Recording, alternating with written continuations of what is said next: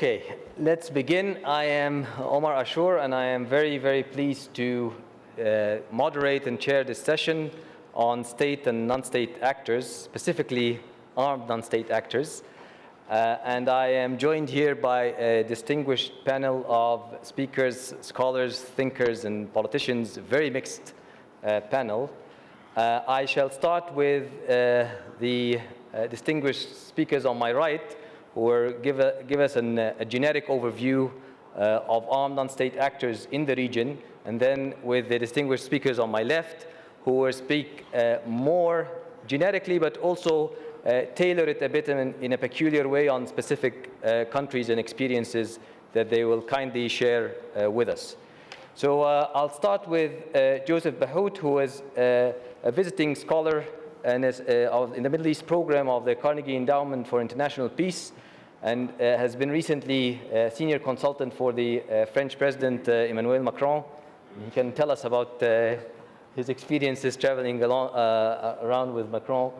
But this time he will tell us a bit more about the driving factors of armed non-state actors in the region, and also a bit on the typology, if you can, Joe. Okay. Thank you very much, Omar. It's always a pleasure to be with you, and it's always a pleasure to be in Istanbul and with the Sharq Forum, which I really deeply thank for all the efforts and the various activities that they do. Look, I'll try to, in fact, take the opportunity of this first presentation in order to, let's say, put the framework, the conceptual framework of this issue of armed non-state actors in 2 or 3 points. My first point would be about mainly the historicity of it and its genealogy. We tend to think, or we tend to consider or believe that non-state actors are something new, a new phenomenon in the Arab world. Although, in fact, it's not very true. They have already a long history without entering into all times, but as starting off, with the 40s and the 50s, you already have non-state actors in the region. Now, what has changed is probably something we will probably discuss in a while, their relation with the state, and also their scope and their programmatic, let's say, profile. But there were non-state actors. For example, the PLO was one of the most prominent and the first non-state actors in the region.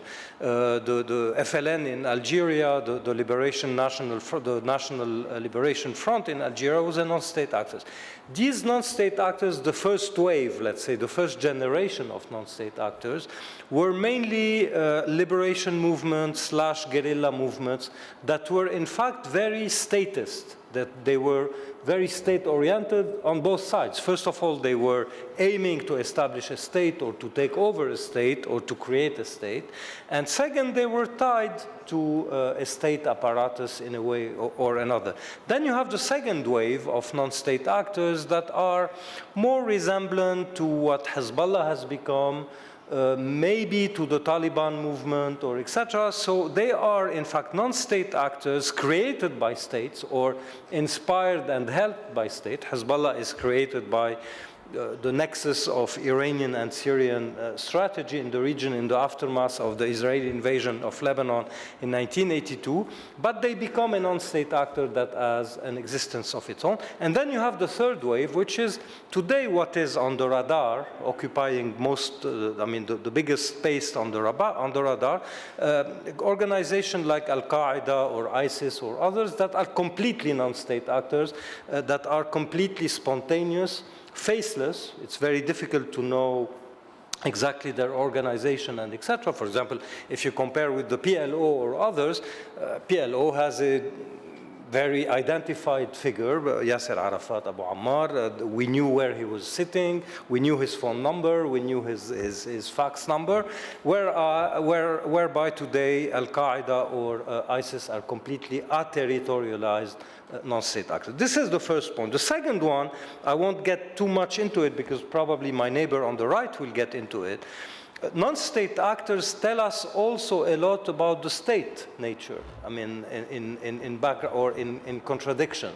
And here, I think very quickly to put the distinction, I already talked about it, you have what I would call state non-state actors and non-state actors, i.e. State non-state actors that are more or less nationalistic in orientation. They are non-state actors, but they are confined in organization and in scope, in aim, within a state boundary. And you have non-state actors that are globalized in nature, in recruitment, in organization, in networking, and etc.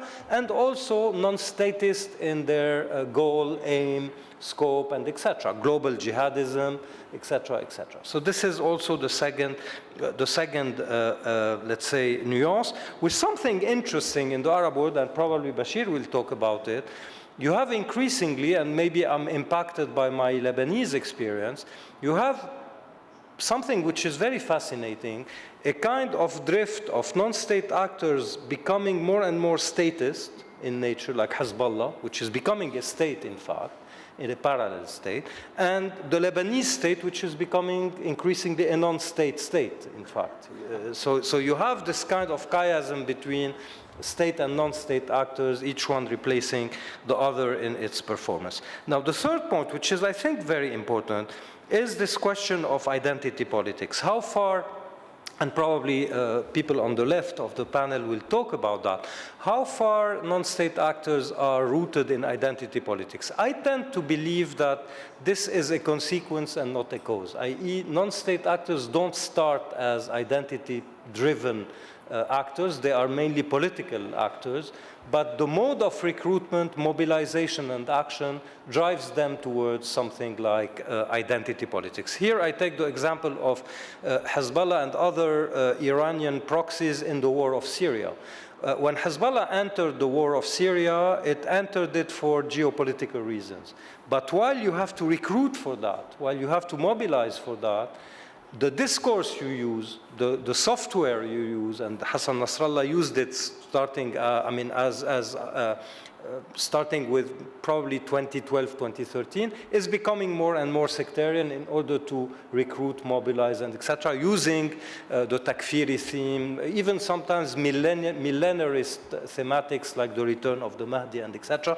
And so these movements become sectarian, become identity-driven with time and for matters of mobilization. We can get back to that in the Q&A.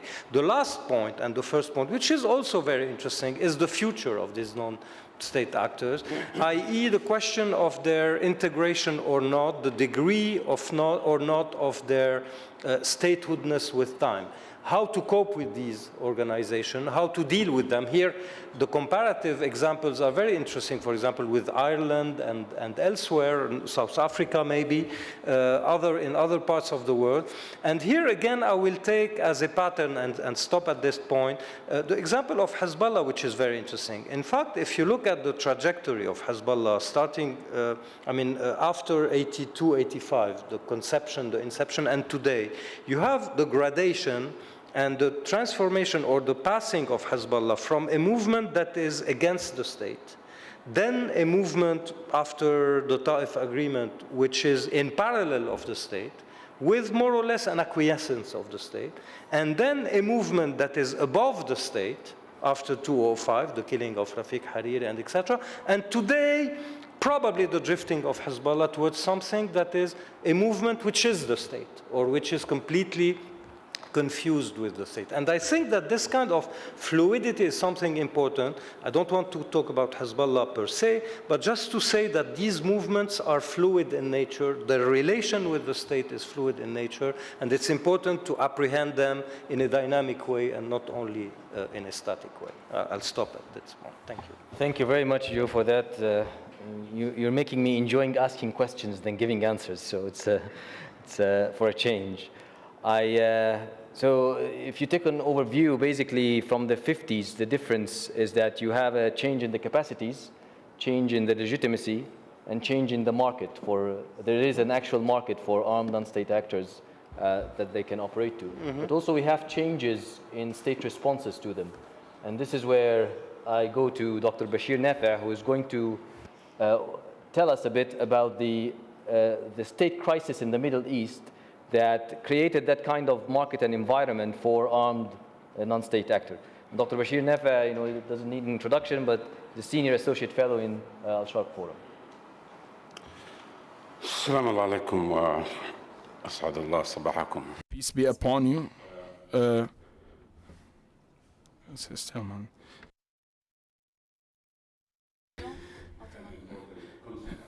Medicine. You have individual A carry the genes which make him or her susceptible, say, to diabetes or high blood pressure. Individual B doesn't have that gene.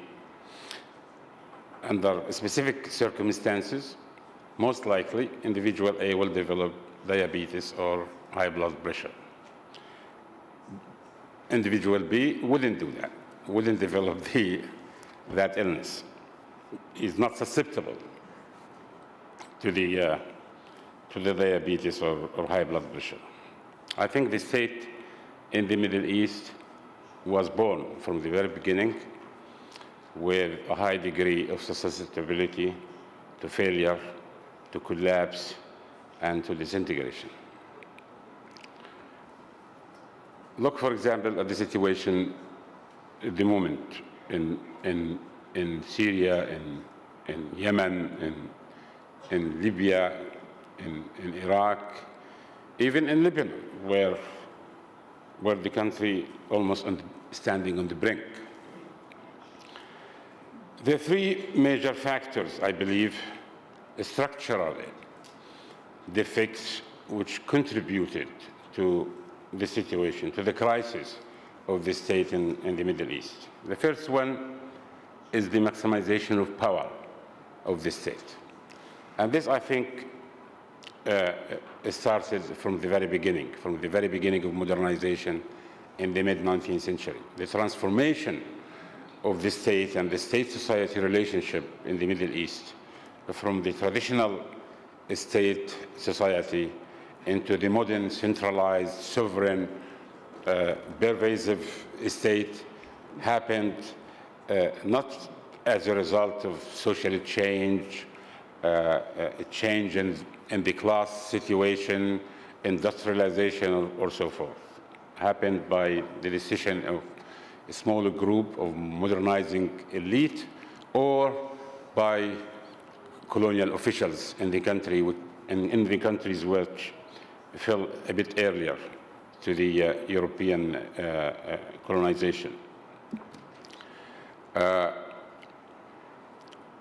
In the old system, if you were a Muslim scholar and you have certain ideas about law or about society, you didn't need to capture the instrument of the state to propagate your vision or to rally people behind your idea. In the new situation, there was no way that you can change things without capturing the instrument of the state. This situation, of course, was exacerbated with the rise of ruling minorities, and I'm not talking here about only sectarian minorities, but sectarian, social, even sometimes people coming from certain region of the country, like, for example, in Iraq of Saddam Hussein. People coming from sectarian background, like, for example, the Syrian ruling elite, or a social force which monopolizes power in the country and perpetuates its control of the state institution, like the army in Egypt or the army in Algeria. In the 1960s, we had a new development. Things went a little bit further, starting from Nasserite Egypt, where we started to witness a kind of identification, total identification between the ruling elite and the state institutions. There was no longer any separation between who govern from time to time and the state structure and the state institution. And this was followed, of course, people in Algeria, in Syria, in Iraq, followed on the footsteps of what happened in Egypt. In monarchic countries, situation was even much worse. This, with the absence of democracy, this maximized the conflict over the state power almost everywhere in the Middle East. There was no change possible without military coup, armed insurgencies, or disruption and popular revolution. The second, I think, the second inherent defect of the state in the Middle East is the issue of borders. I mean, this part of the world didn't have the concept of sovereignty and borders for centuries. And when the state was founded, it's founded because of negotiations between foreign powers. There was borders did not express the will of the people, nor did they express natural situations, whether it is a situation of like war and ethnic or confessional or national cleansing, or natural barriers like rivers or mountains or whatever. And borders were not understood as demarking the limits of the state's sovereignty, but rather as solid barriers and sometimes steel barriers between people. And this is not an abstract issue, as many people would think. It touched the lives of millions of people.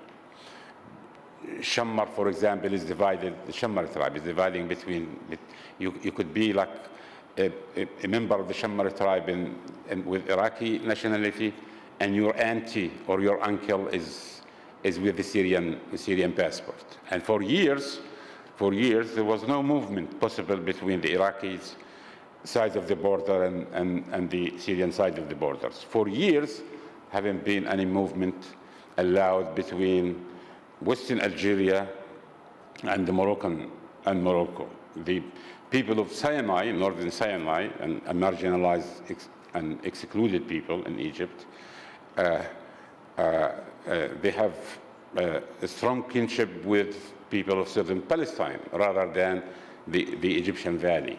And this is the same thing, of course, with the tribes in western Egyptian desert.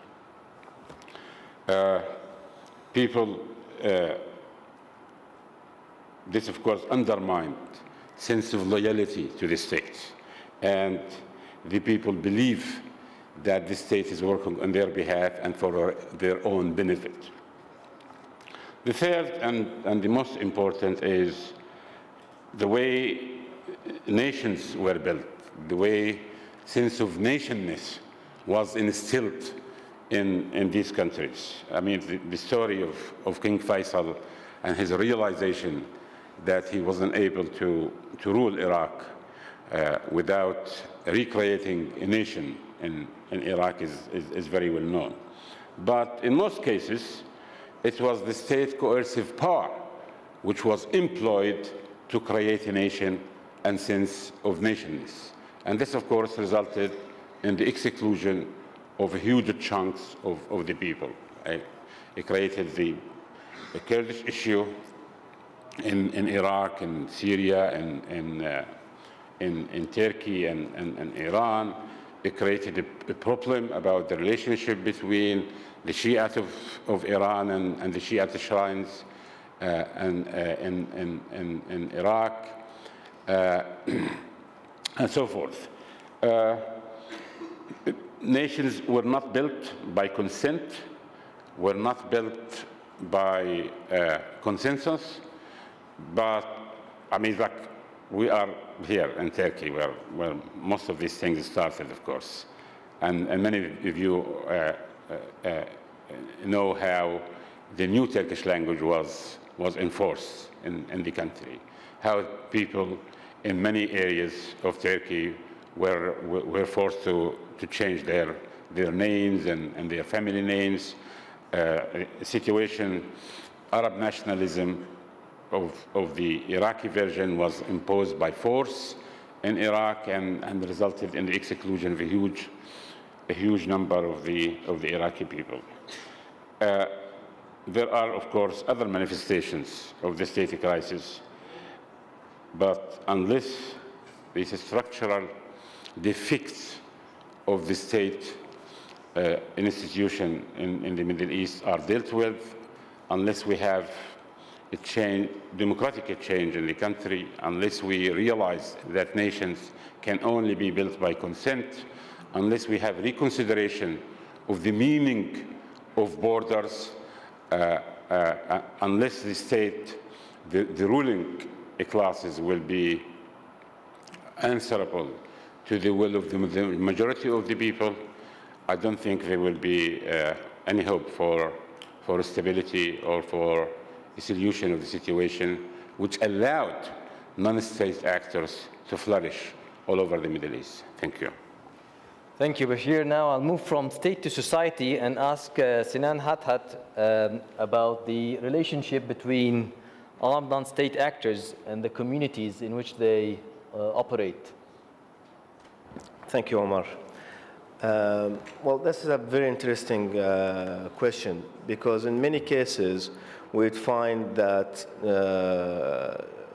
contemporary non-state actors all have a relationship with communities, including ISIS, including Al-Qaeda. We've seen this even new trends in Syria and Iraq, where they also endorsed a governance role. So they have produced services, they have also provided livelihood to the local communities.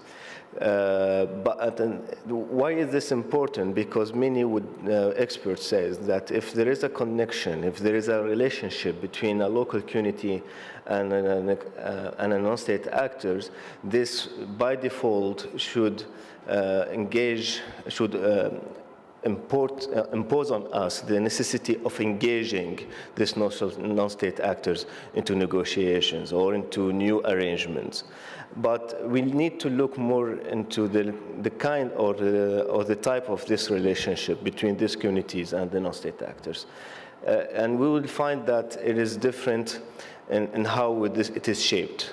In the case of ideologically driven non-state actors such as AQ and ISIS, we would find that this has happened through coercion, either by use of force or by claiming and exercising monopoly over public sphere, over trade, and over all other kind of resources, which impose on the local communities a certain deal. So there will be a kind of rhetoric, a trade-off, a bargain between these non-state actors and the local community, that in exchange of security, I would provide also food, but I would need your loyalty. So this kind of relationship is definitely destructive, and it doesn't lead to a grass-rooted manifestation of the community. The other kind is what we witnessed in the opposition areas, for example, in Syria, and also we're witnessing in other parts in Libya and Yemen, is where the non-state actors are the manifestation of the local community needs. They are integrated within the society. They are the sons and the daughters of the communities.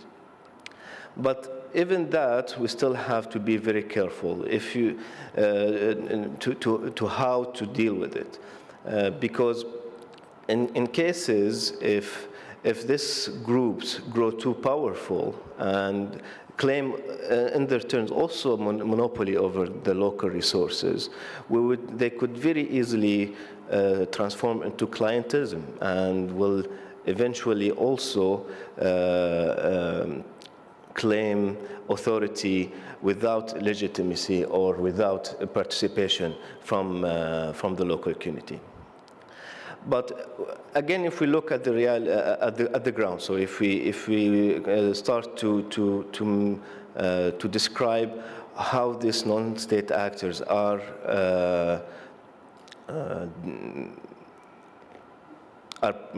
interacting with the local communities, we see that the local communities are creating their own public institutions, like local councils. They start to deliver services and so on and so forth. And it is interesting how to look how these local councils or local entities are created and established. Are they the result of a democratic vote, or are they a result of consensus? When in many cases, consensus has been proven to be more stable, and has proven also to produce a very well representation of the different entities within the local community.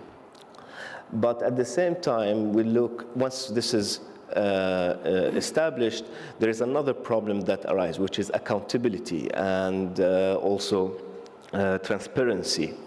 So in many cases, even if these non-state actors are very well entrenched in the local community and they are interacting in a very positive way, there is still a need for cooperation on a broader spectrum, on a national one. We have to remember that a lot of these non-state actors have emerged and endorsed this role when the state was in crisis, because the state either failed or is failing to deliver certain services and functions, or because of a civil war. So it's a result of contestation against the state or the regime in other cases, in many cases actually, the regime. So we have to look on how to induce this dialogue, how to help the state engage these non-state actors, the commune one, the one that are grassroots organization, into a new order. And this demands a transformation from both, a transformation from bottom up, for the non-state actors to acknowledge once again the role of a central entity, but also a transformation of the state to change its unitarian view of its role. And this could only happen when there is a certain stalemate that happens in the country or in the region in question, and there are a recognition of the necessity of engaging to negotiations, and at the end leadership who are ready to take ownership of this process. Thank you, Omar. That's it. Thank you very much, Sinan. It's actually the idea of rebel governance. It's becoming more and more a branch of knowledge within security and military studies.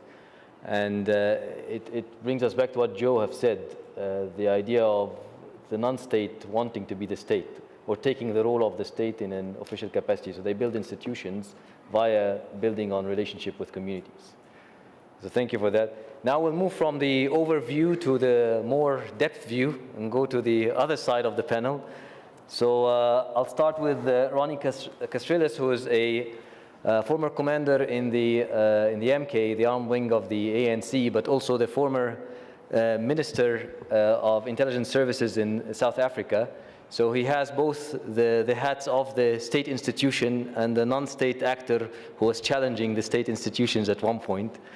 And he would give us an idea about, first, the South African experience in reintegrating armed non-state actors. And I know that the ANC suffered when it decided to reconcile, or to reconcile of some sort. It suffered from defectors, and it suffered from spoilers, both on the armed state actor side, but also even on the non-armed state actor side from the Zulu nationalists and so on. So if you can give us an idea how to deal with these challenges in the South African experience. Thank you. Thanks, Omar, and good day, everybody.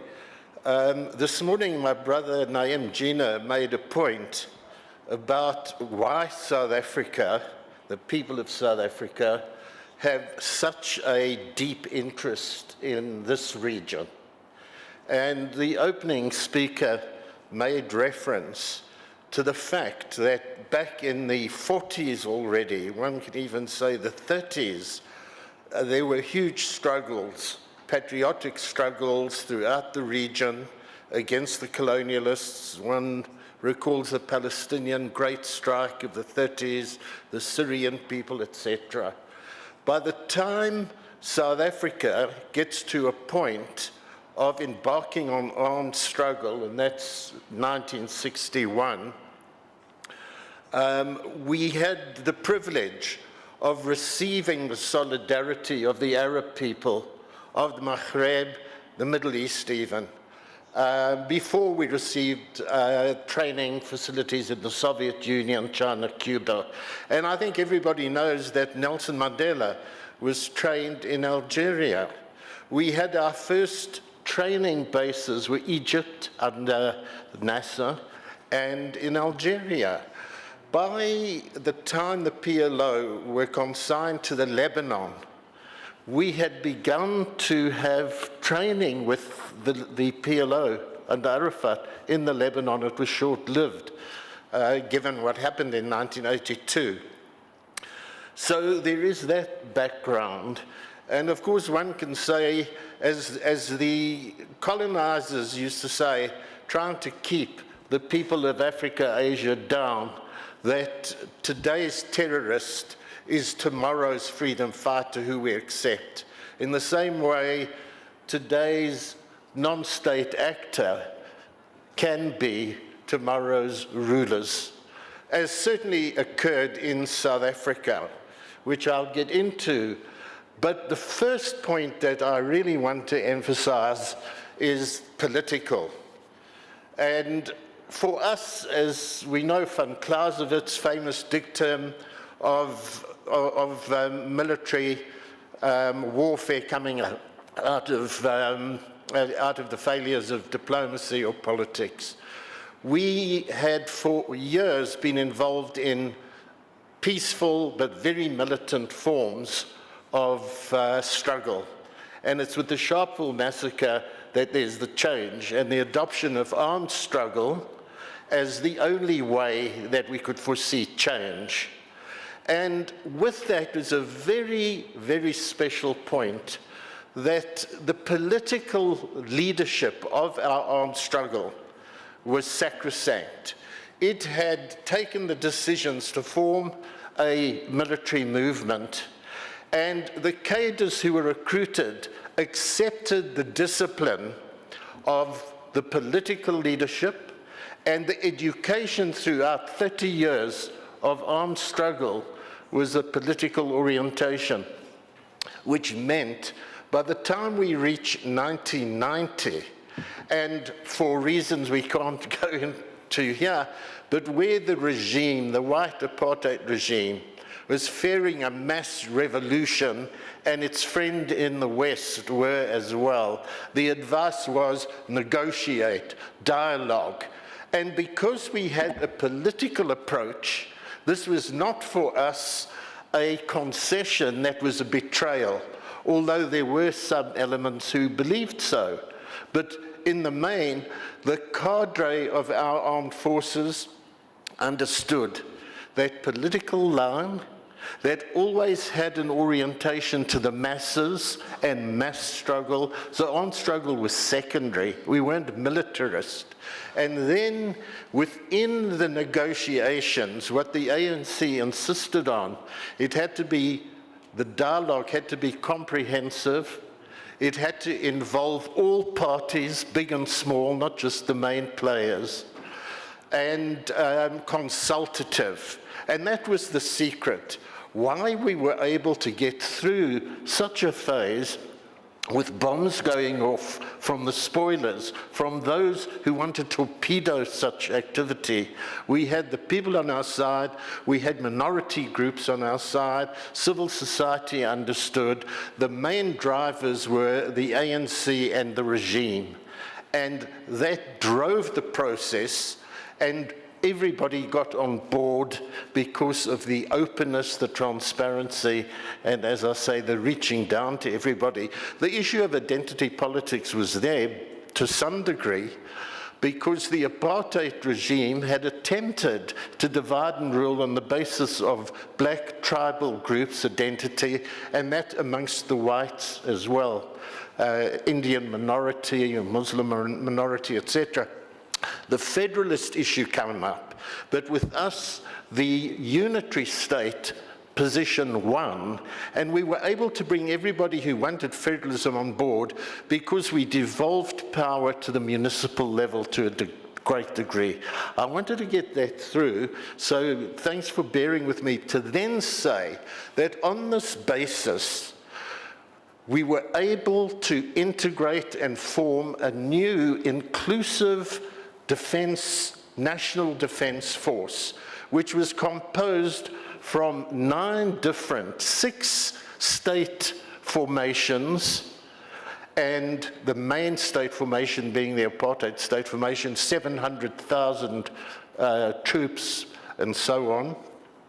The 3 liberation forces, and then there were some from the white right wing and some from the Zulu who wanted a secession, who attempted to destabilize and stayed away.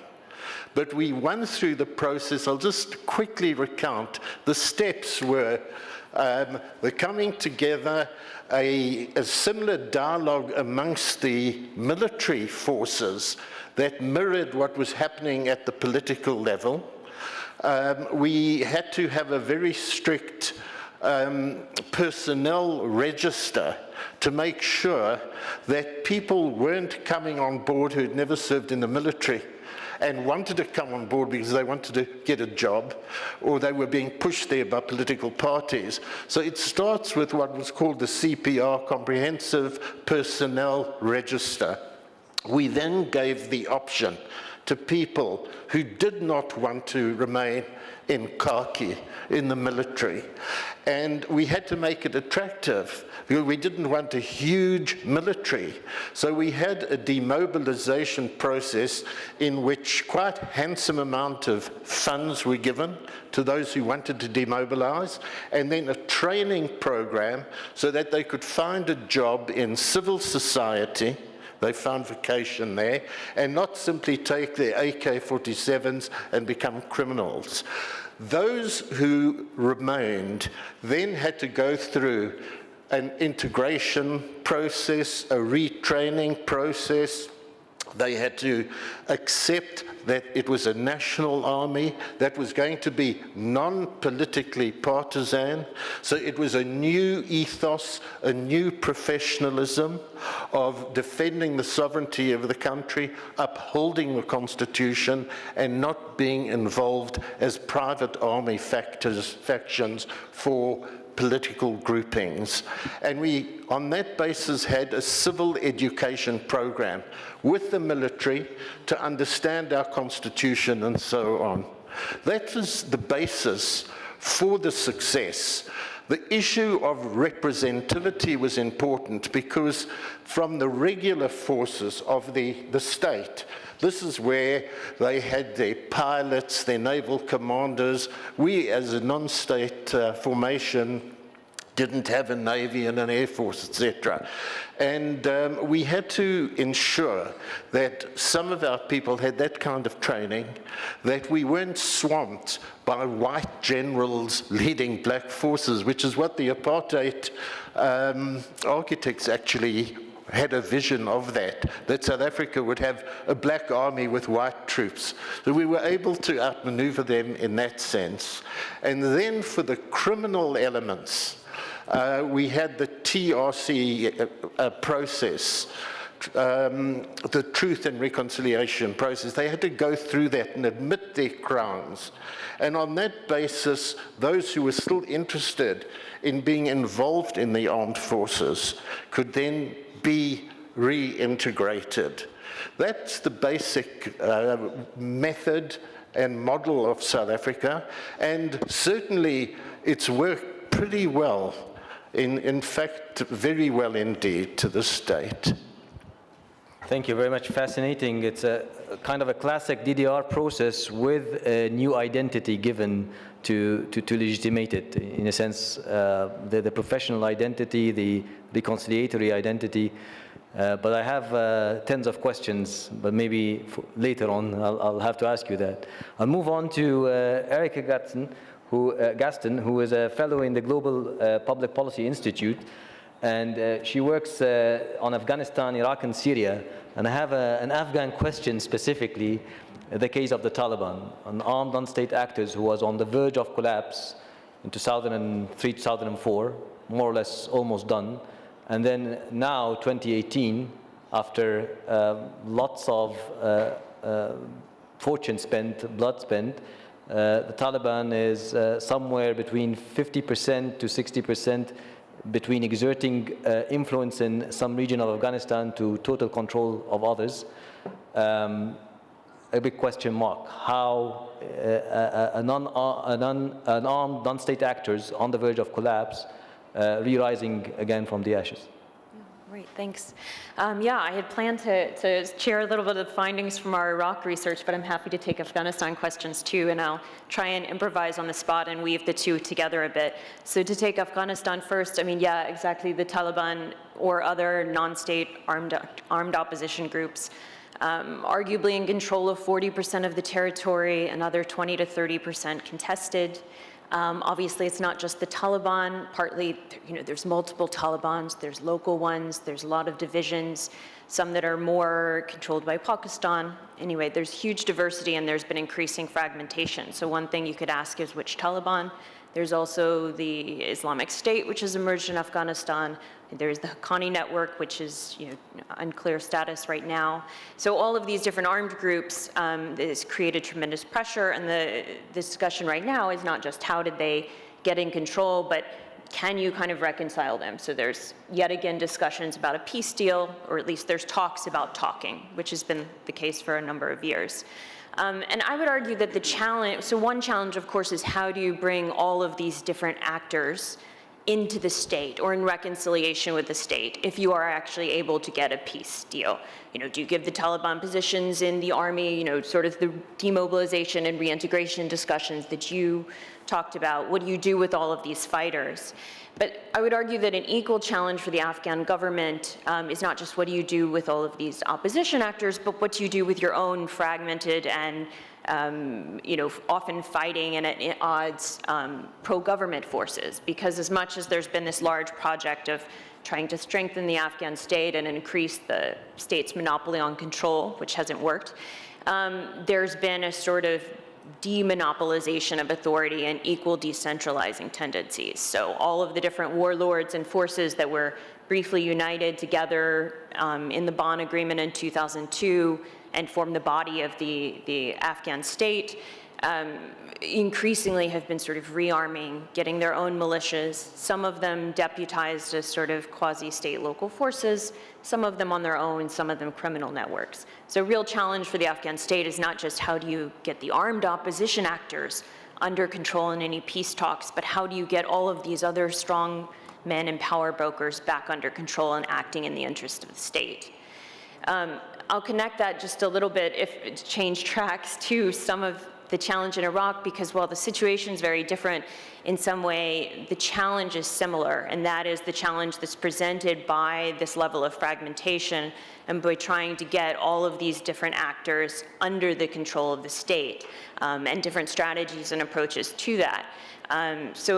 What I think is incredibly important to pay attention to right now, obviously it's been success in pushing out ISIL, but the road that we got to there was by mobilizing a tremendous amount of forces, regional, sub-state, quasi-state, non-state, not only mobilization under the Iraqi forces, which regrouped, obviously Peshmerga forces doing their own mobilization and training to stand against ISIL on its borders, but also a tremendous amount of local forces, and I'm sure my colleague here will talk more about it, but from every sort of range of religion or ethnic groups, so Sunni tribal forces and Shia Turkmen forces and Chaldo-Assyrian forces and Kakai and all of this. And all of these local forces from the communities who either wanted to defend their own communities or sometimes were just following individual political leaders or their own interests. They all emerged in the tens of thousands, but most of them could not stand on their own, and so would tend to affiliate with a larger force or sometimes got backing from other regional actors. The US funded some tribal forces, Turkey provided some support, Iran obviously as well. And so what emerged in this 2014 to 2017 period is this sort of competition for local control, where a lot of the larger forces, so for example, larger Shia PMF groups within the Hashd-Shabi are trying to develop their own local affiliates and proxy forces as a way to extend control. Obviously, in the areas that are controlled by Kurdish forces after they expelled ISIL, they might also have local partners with Sunni forces or with local Kurdish tribal forces or what have you. So you had that sort of outreach, but you also had from the local forces trying to find their own backers or their own supporters and be very opportunistic about that and kind of siding with whomever would advantage them. And as a result of this sort of period of mobilization and this bit of fight for control, what you ended up with was a situation that's much more fragmented, heavy proliferation of a number of groups. It's much more divisive. So a lot of these divisions already existed, but the act of having to choose sides arguably increased those divisions and also created some new ones at a very local level among communities that hadn't been divided. And this sort of choosing sides and competition also created a lot of opportunities for sort of tit-for-tat violence, which would seed future conflicts. So huge repercussions for local rule of law and local stability, and also sort of a larger problem because now that you've connected up these sort of webs of relationships from very local level forces and allegiances up to national actors or regional power brokers, you have sort of interlocking conflict triggers. So things that happen at the local level can quickly escalate up and vice versa. So what we've seen so far as a way to try and deal with this greater fluidity between state and non-state and by this fragmentation, at least on the part of the Iraqi government, is to try and deputize away the problem. So I'll take, for example, the legalization of the Hashd-Shabi as an effort to sort of make what they're doing be in the state's name and control. But I think, quite arguably, this has not increased the control over the Hashd-Shabi. They do continue to follow, each group follows its sort of own interests because there are many different groups and many different interests within that umbrella, building up their own local ties and local support, their own economic sources, whether it's illegal taxation or whether it's their own control of economic opportunities, but having the official cover. So they sort of have their cake and get to eat it too. And I think this doesn't increase the chance that you're going to be able to consolidate state control. If anything, it sort of made them more reluctant to cooperate with demobilization strategies or reintegration in the future. So what I would argue is that going forward, it's not enough to just look at these sort of top-down strategies, that there needs to be a refocus on some of what's happening at this very localized level, to have sort of bottom-up strategies for control and refocusing energy on reconstructing these socio-political spaces. And I'll just end with this. I am wrapping up, don't worry. This is not to say that the top-down is not important, because absolutely you will not get stability in a lot of areas of Nineveh, from the Nineveh Plains to Sinjar, unless there is some agreed vision, if not total peace deal or forward resolution between the KRG and Baghdad on what they agree for that area. And similarly, you won't get stability in areas like Talafar unless you have the concerns or interests of regional power brokers like Turkey or Iran somewhat addressed. So this is not to say top-down is not important, but I think in addition, because of this fragmentation, if you don't also partner that with very local level peace building, local attention to sort of sometimes very technical rule of law or governance strategies, to local fighters and their interests, that you equally will not be able to move forward. So I'll just stop there. I'm sure we can have more of a discussion later about all of these different threads, but I hope I've pulled some Afghanistan and Iraq together. Thank you very much for the comparative experience, very useful. I think I'll move now to Dlawer Aladdin, who's the founding president of the Middle East Research Institute.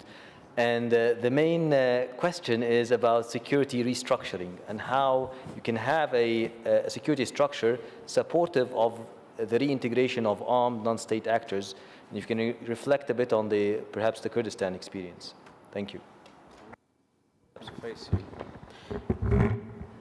I know, but I need to get him away from the microphone so that he doesn't stop me when I get over the time. Well, thank you very much to Al-Sharq and AMEC and everybody, and you, Omar. I will give you some perspective from our bottom-up point of view, because we are in the heart of a region surrounded by weak, failing, fragile, failed states, lots of non-state actors, but our views are different for the problems and solutions.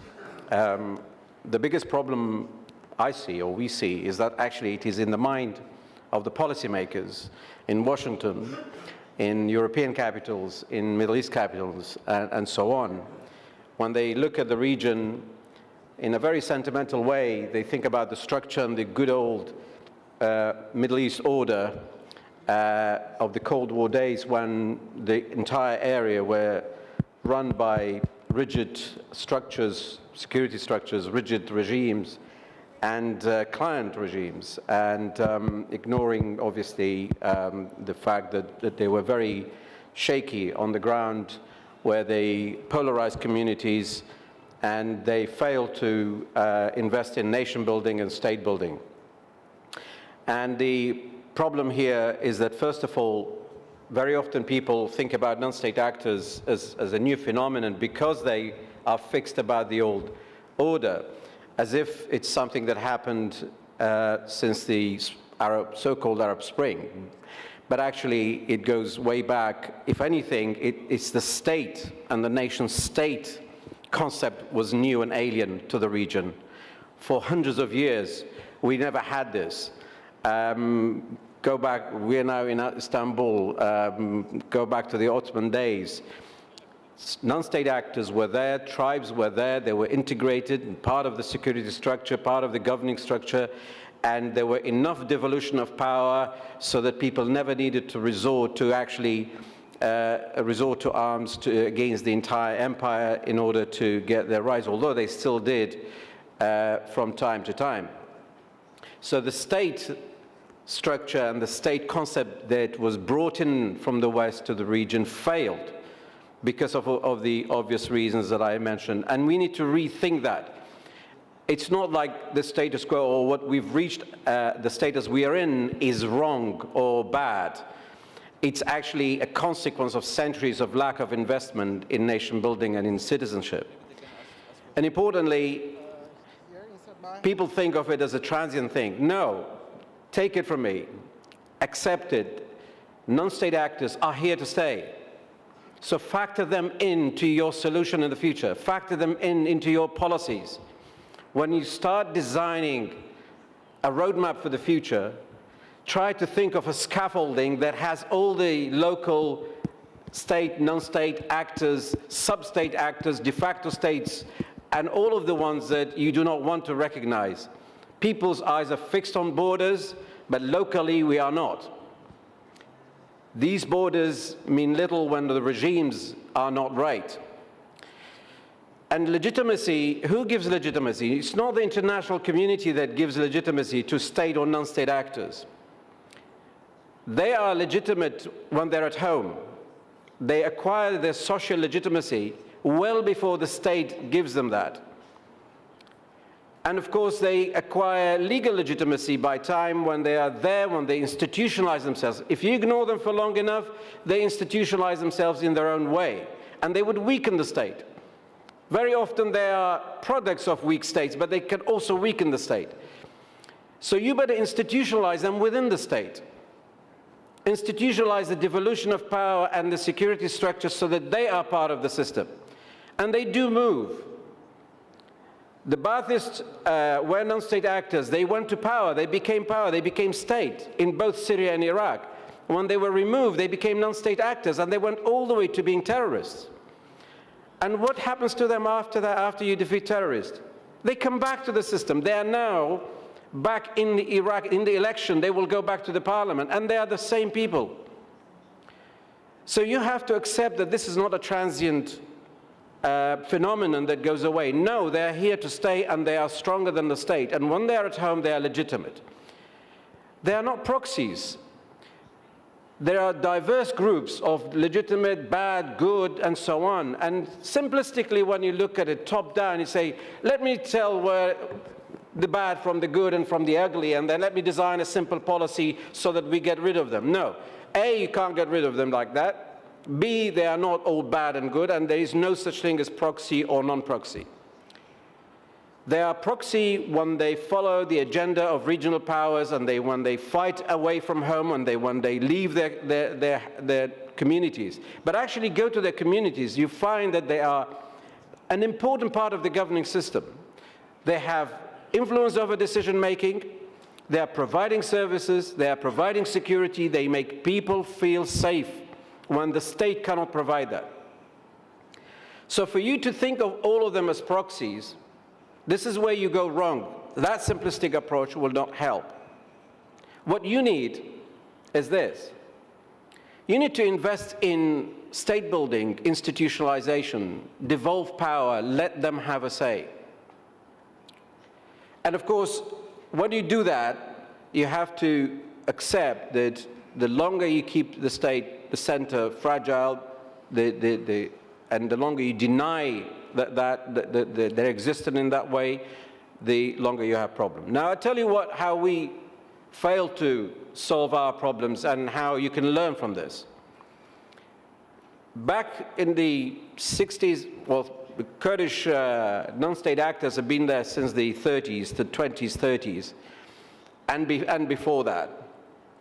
And in 1992, when the KRG was formed for the first time, the first elected government, first elected parliament in Iraq, there was a law and there was a commitment from the political parties to give up their arms and integrate into what is called the government or the state regular army and so on.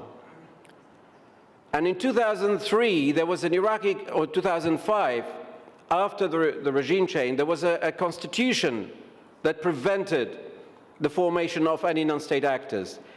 And of course, there were a lot of Shia militias, or what you might call militias. We call them paramilitary. They call them anything else. Badr, Asayib al-Haq, so many of them, Hezbollah, they were all there. So 1992, the Kurds decided not to have non-state actors anymore, and the Iraqi constitution decided that. 2018, where are we? The Kurdish groups went through internal war in the 1990s, and now 26 years later, we still have a problem.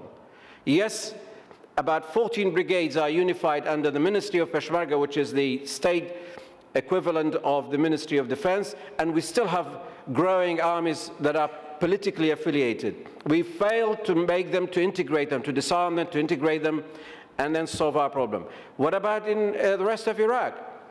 After all this investment from the West, from East, from internal, external, where are we now? Suddenly we have 70 different groups within what is called Hashd al-Shabi.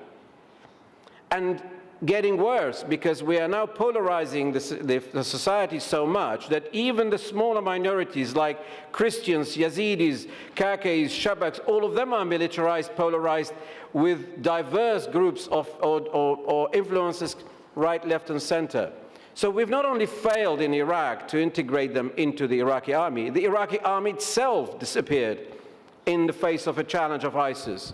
And now we have 70+ groups replacing the army, becoming part of the state, and actually acquiring legitimacy, legal legitimacy, social legitimacy. And guess what? The law that legitimizes them says they cannot enter election. Well, actually, the best candidate for premiership is a Hashd al-Shabi guy. And they are coming in with full force. So before you know it, they will have army leaders, non-state actors, sitting around the cabinet round table, making decisions on behalf of the state. Each one of them has got international, transnational relations.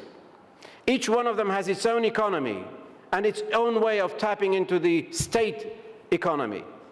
Are you trying to get rid of that? Are you trying to have a simplistic approach and say armed state groups, non-state groups? You need to live there to know what the right from the wrong, and you need to have a more sophisticated approach.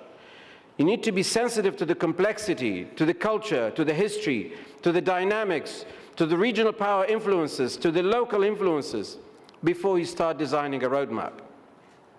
Everything that I see from above, it's all telling us that everybody's after a simplistic approach. So, back to the point where I started.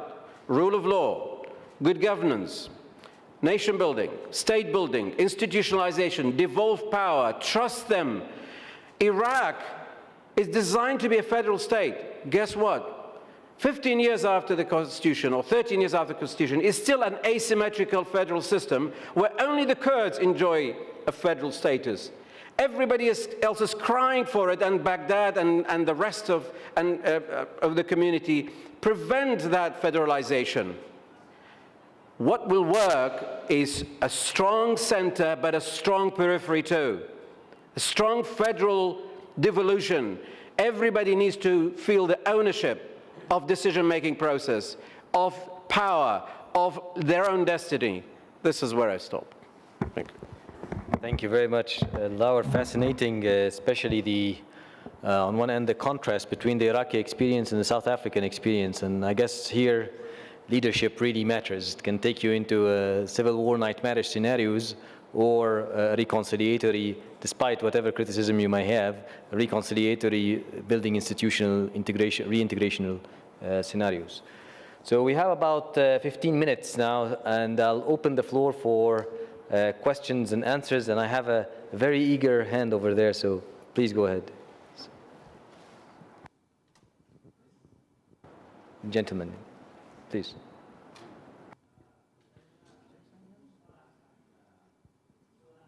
Can you wait for the mic, please, for the translation?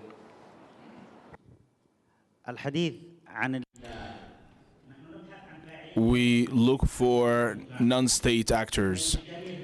But the problem here is that non-political actors, those that come from out beyond the political market, when recognizing those non-political constituencies, we are weakening the political entities. Those entities are emerging on the expense of the political ones, under talking about reality, being realistic, and to recognize the status quo, and those entities are there to stay. So we're dropping the condition of national work and admitting like working based on the law. This will create a reality that does not allow us to practice politics. So the international community also is a reality. That is, the international community is intervening in all of our lives. So no entity is accepting politics, neither the local entities nor the international community. So nobody's accepting that. I think that we are in need of talking about non-state actors, the political non-state actors that are given the chance to work more, and this will lead to shrinking the forces that are working on working based on ethnicity and sectarianism. Is this a question or only a comment? If you can please identify yourself, and if you're asking a question, just say to whom the question is directed, okay? Thank you. Please. Mic is coming.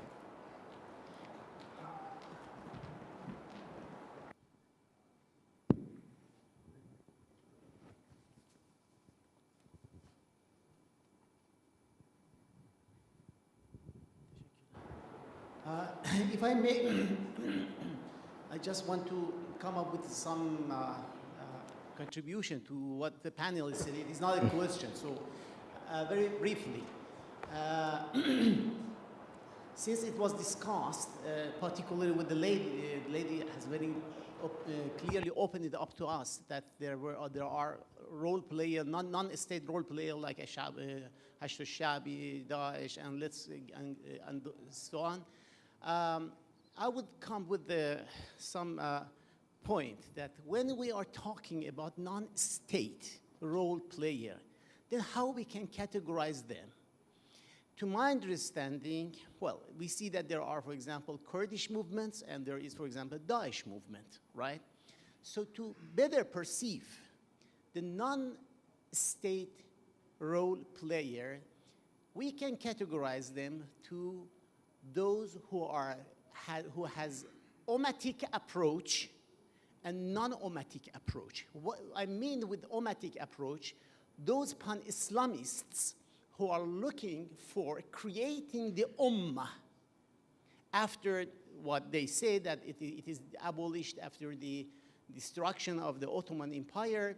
So once again, they are going to establish it through the idea of believing into ummatic state, not nation state.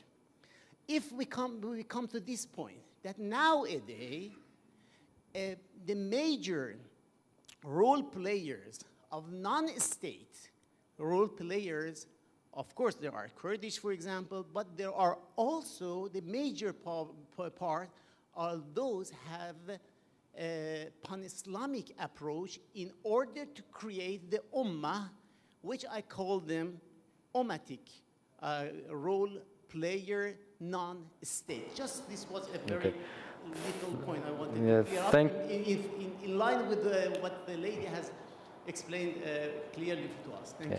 Thank you very much. The ideological divisions obviously are various among non-state actors. And even within one ideology, you will have, within Islamism, you'll have a set of various ideologies, sub-ideologies under it. So it's very complicated. So we're trying to just say which organizations that are affiliated with the state structures or challenging the state structures or independent from the state structures. That's the general typology.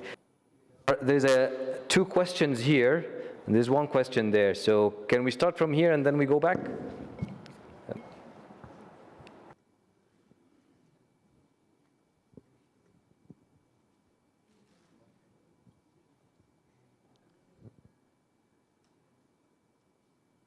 Yes, please, Asad.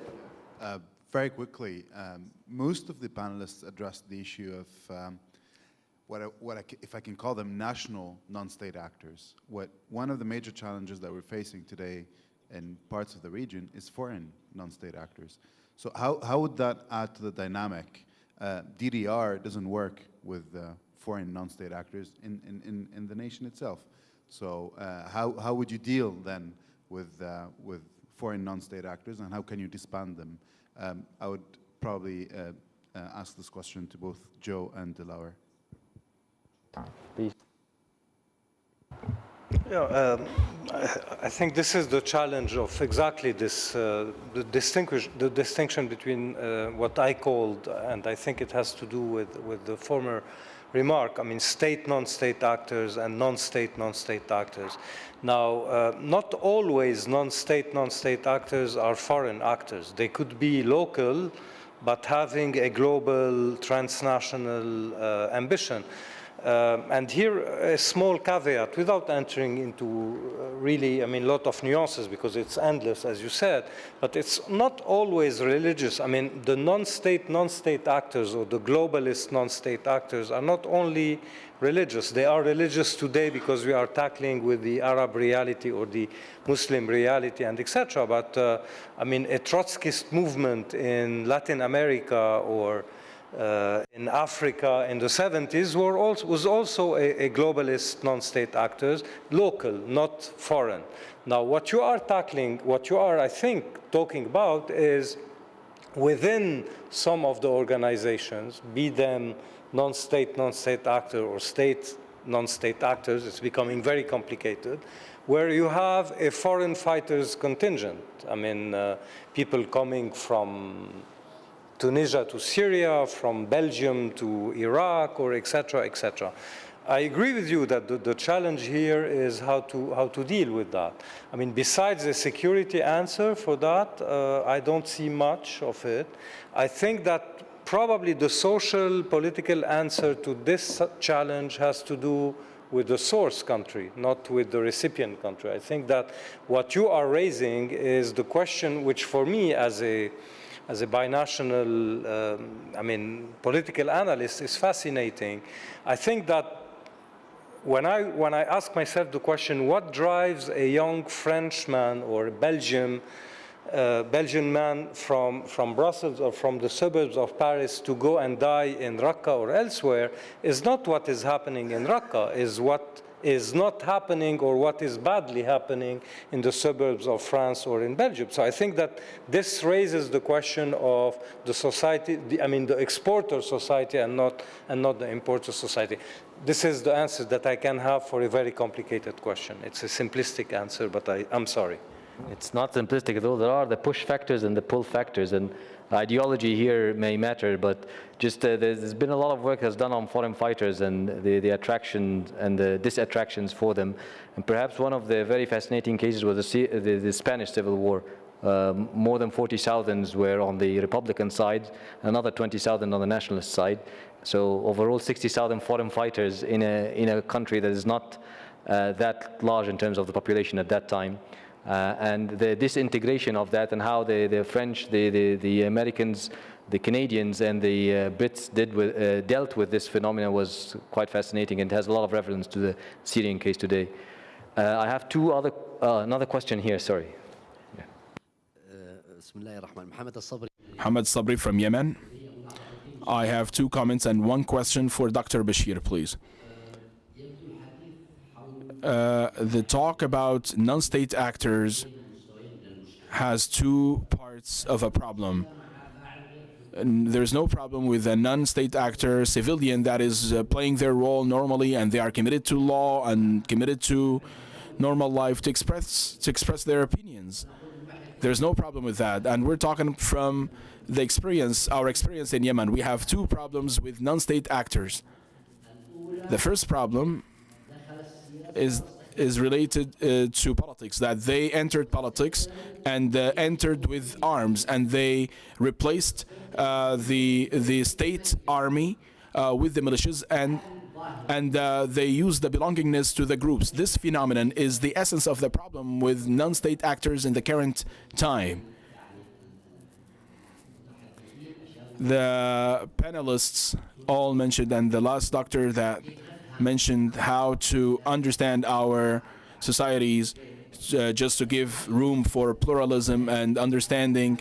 But I think that focusing on the phenomenon of replacing the identity of the state with the identity of the group, this is the most dangerous in this time when it comes to non-state actors, and replacing the militias with the armies. This is the most dangerous, actually, like having militias instead of armies, state armies.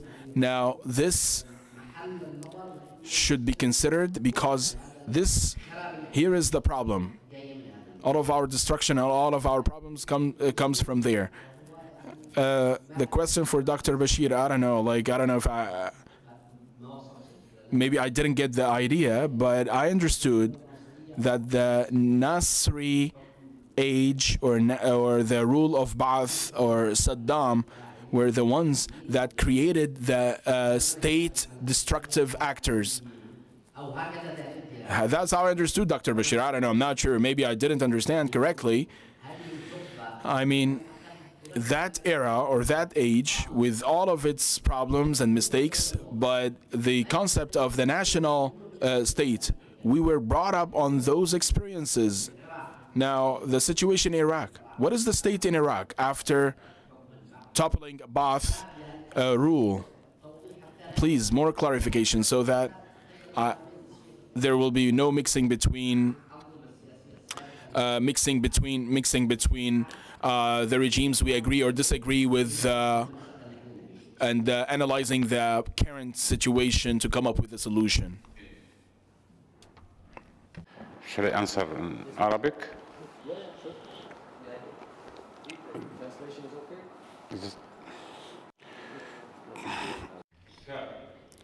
Sir, I have no problem with Nasseris from Jamal Abdel Nasser or Saddam Hussein. Actually, I have no problem at all. I don't have a certain complexity against that, but what I wanted to say here is that that state was born at the end of World War I. That regional system like Syria, Lebanon, Syria, even Egypt itself, until the First World War, was officially an Ottoman state. That country was born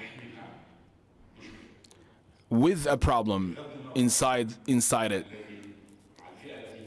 Regardless of the rulers that ruled it in the 20s, 30s, or those that ruled it in the 30s, 60s, and 70s. What I wanted to say here is that in the 60s, in particular, there was an aggravation of the problem of the force of the state.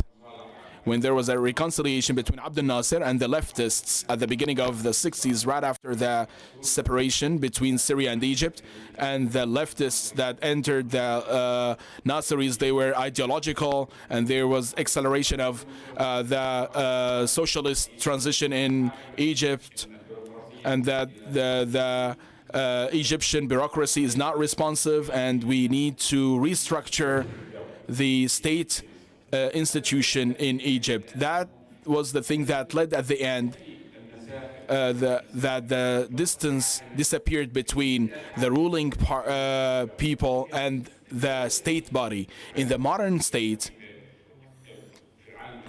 in the whole world, especially in the democratic nations, there is clear distance. The state is an independent body with its pillars, with conscience, and there are some groups that come with elections and go with elections. So this state is not affiliated to the Labour Party in Britain or to the Conservatives or Liberals. That state is supposed to be neutral, and it serves the election program for a certain period of time, and then it's the people's decision.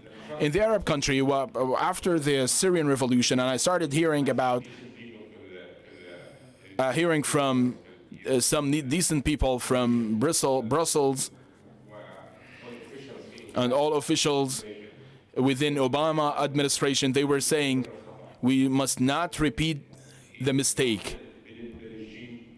We topple Assad regime, but we need to keep the state, the government, the Syrian government. I was asking myself that, did they understand what Syria was? There's no distance between the ruling party and the ruling people in Syria and the Syrian state. What started that process was the Nassery regime in the 60s, and then the Iraqi regime, the Syrian, the Algerian regimes followed up, and then things were worse in the royal rule. Now, I was saying that there was a problem in that state, Nassery state. There was fragility and vulnerability. Then that country had genes that makes it susceptible to failure. If there is no challenge to the government was okay. Once there was a challenge, then the government would fail. Joseph said that those non-state actors concept is not something new. I only have a problem with national liberal movements. At a certain stage before Saddam, you know, so Saddam's grasp on Iraq was very strong. Even during that age, they had some groups were in control in the south, and the Kurds had some grasp on the north. He didn't have comprehensive control in all of Iraq. In the 90s, the Islamic militias in Algeria, they took control of the rural areas and the mountain areas. In Egypt, the youths that are fighting in Sinan,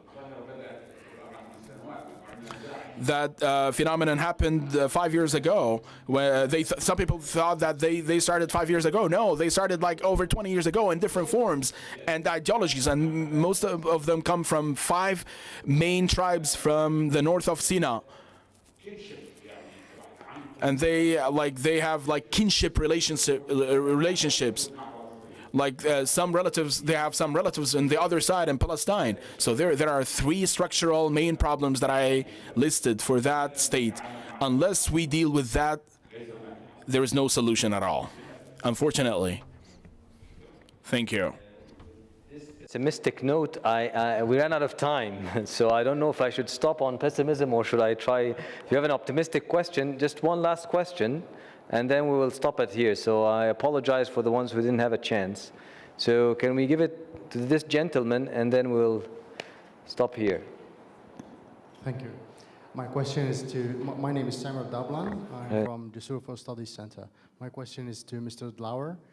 And when he talked about that the non-state actors are not or might not be proxies, through support of some of the international community states and directly supporting the factions or military NSAs, armed NSAs, let's say, don't you think that these armed non-state actors are going to act under their umbrella of the backer, not under the umbrella of the political rulers, and especially that you say that these type of armed, maybe these types of, let's say, NSAs are not going to be proxies, but they might be rulers, as one of the gentlemen mentioned that.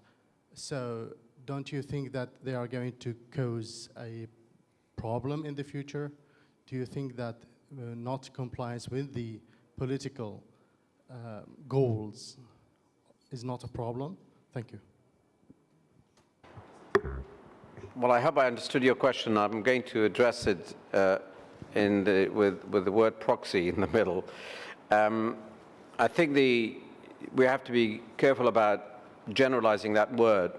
There are different levels of engagement.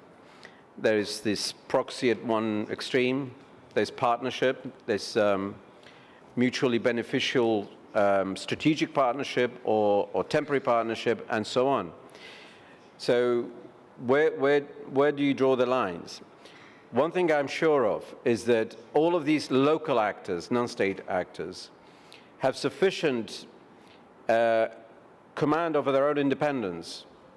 They are sufficiently independent to turn from one partner to another, whether they're global or regional, if their interest was threatened or their existence was threatened.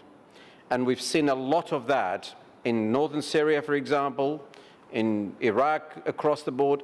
So I gave yesterday an extreme example of saying even if Iran and Hezbollah in Lebanon, they clash, Hezbollah is at home. It can turn another way. Every local actor has its own economic, security, social drivers that is existentially important to them, that they would not sacrifice even to their best ally. But if they are never put on the spot to choose between those two, they stay as good strategic partners and they go along. Now, at times they go one step too far, they become proxies, and at times they come back. So that movement is the nature of non-state actors who do not have any rules to abide by. They just have one rule, and that's their existence, their interest. They make the most of a vacuum. If you keep that vacuum going, you will see the whole fabric of state, non-state actors intertwined, international, state, non-state, non-state, all of them intertwined. They benefit from each other's partnership and alliances. They can change alliance, they can change partnership. At the end, your solution doesn't come in accepting some and denying others, or thinking of some of them as independent, some as proxy. And many people think that going to Tehran, Ankara, and Riyadh, and Moscow, and Washington, it's sorted, because everybody else is a proxy. Well, that's when you have a problem. It doesn't work like that, because they are independent as well as dependent, but they have created interdependence as well. And they are at home where the state belongs to them, Baghdad belongs to every non-state actor that you name, every city belongs to them, so you need them as much as they need you to stay in power. So I'd like that actually to be an optimistic note to end with. Thank you very much, Dlawer, and for the optimistic note. And I would like to thank the panel again for the very insightful thoughts they gave us. And with that, I will conclude the session for lunch.